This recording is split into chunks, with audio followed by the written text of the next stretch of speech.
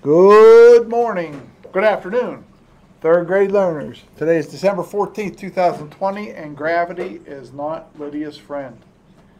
She had her book on her desk, opened it up, the book went. Gravity is not your friend. Okay, it is everybody else's friend, and today we are talking about conserving Earth's resources. Seems to be a common theme because I know we're talking about this in 4th and 5th grade also. So Earth gives us lots of resources. The United States has lots of resources. Should we waste them? No. Don't do it, guys. You leave the room, shut the light off. You're using the faucet, turn the faucet off. If your mom and dad are in the drive-thru, shut the car off. Why not? Take a little break if the line's real long. I had a chance with my daughter to test drive a new Jeep yesterday. And we just did it for fun because my neighbor sells used cars and maybe someday we'll buy it off of him or buy something else. When that Jeep stops longer than 3 seconds, the engine shuts off. Do any of your parents' cars do that? And then as soon as you take your foot off the gas, the engine starts up again. So if you sit there for 15 minutes, your car is not running. It's not wasting fossil fuels. And my daughter said, I don't like that. I want my car to run the whole time. And the sales guy said to me, all you do is press a button right next to where you turn the car on, and it'll shut that feature off. So if you don't want your car to stop running every time you take a 3-second break, you turn that feature off. But every time you get in the car, it turns back on. So you have to shut it back off. Oh, that's easy. Yeah. Just if you're going to start your car and you move over one button, press that button. But he said after you have the car for a while, you'll get used to it. You'll get used to the car shutting off every time you take your foot and the car's not moving anymore. You put your foot on the brake, the car shuts off. As soon as you take your foot off the brake, the car starts again. All cars are starting to do that, all new cars, from what he said. Lydia. So my aunt, she has this Lincoln, and like there's a button that you have to press. You don't even need keys for it to turn it on, and you just press the button and it turns the car on. It's right next to the wheel. Yep. A lot of cars have this. It's called a key fob, and there's no key there. And as long as this thing is inside the car, you can see I have a Subaru. You press the button, the car starts. If I walk outside the car starts beeping. If the car's still running and it's in park, and it'll say, hey, you took the key fob out of the car. Beep, beep, beep. So cars are getting more and more efficient because they don't want us wasting gas. We're conserving resources. All right, so your aunt's car has a feature? Yeah. Not really, but it doesn't stop after 3 seconds, but it still has a button. Okay, so it has a button. We're not reading yet. Okay, so cars are becoming more efficient, not because the car manufacturers want to make fancy things. It's because we're trying to save energy. We're trying to save fossil fuels. Okay? Now, actually, I'm going to read today, and maybe if I read 2 pages, then we could talk about somebody else reading today. But conserving Earth's resources. People can reduce pollution and save resources by practicing conservation. I almost said social distancing.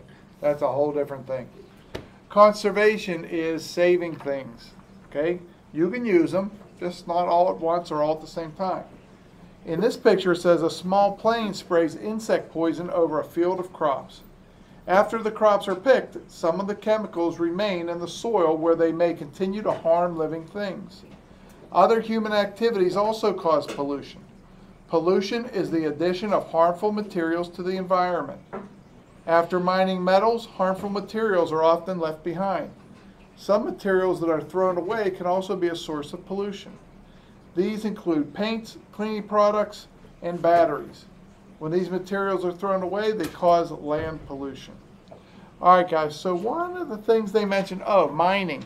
After people are done taking coal out of the mine, let me just check, see maybe if we're still running. Yep, the video's still running, good. After you take coal out of the mine, the other sediments start to settle and the water will leak out and it's orange. And I used to think that was from people throwing trash in the ground.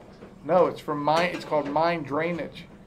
And actually, there are places that have wetlands that the water will go through a series of different ponds, and it filters out the water naturally. It comes in orange on one end, and it comes out clear on the other. Have any of you guys ever heard of St. Vincent?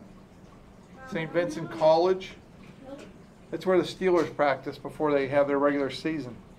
Well, at the college, which is about 45 minutes from here, they have a natural wetlands. And the water from the mines comes in orange. And as it passes through all those ponds, about 4 or 5 different ponds, by the time it comes out the other end, it's completely clear. Mother Nature cleans the water. So you can go see that sometime, maybe this spring, if things are looking better, to do some road trips. That's something to see, is how the wetlands naturally take the pollution out of the water. Okay, on the next page, page C61, they show a picture of Chicago, and it says water pollution affects people, other animals, and plants. Water pollution can be cleaned up and water quality improved. So that shows 2 pictures. One is polluted, one is not polluted, and it just shows how humans can create pollution, but they can also clean it up. Chemicals that pollute land can also become a source of water pollution. This happens when rainwater washes chemicals into streams and rivers. These chemicals can poison fish, insects, and water plants. They can also harm living things that drink the water or eat fish from the water. Air pollution comes from a variety of sources. The burning of fossil fuels is a major source of air pollution. Air pollution can harm people, wildlife, and plants. Many people are trying to reduce the amount of trash that is put in landfills. People are also working to clean up areas that have already been polluted. I'm going to do a time check, and we have time for me to read one more page. It's actually almost the next to the last page. Here they show some really, really neat recycling bins. And they build them that way because they want to encourage kids to recycle. And if they see something like a cartoon character, maybe they'll feel like putting some recycling stuff in there. There is some good news about how people affect the environment. Many people are now practicing conservation. Conservation is the safekeeping and wise use of natural resources.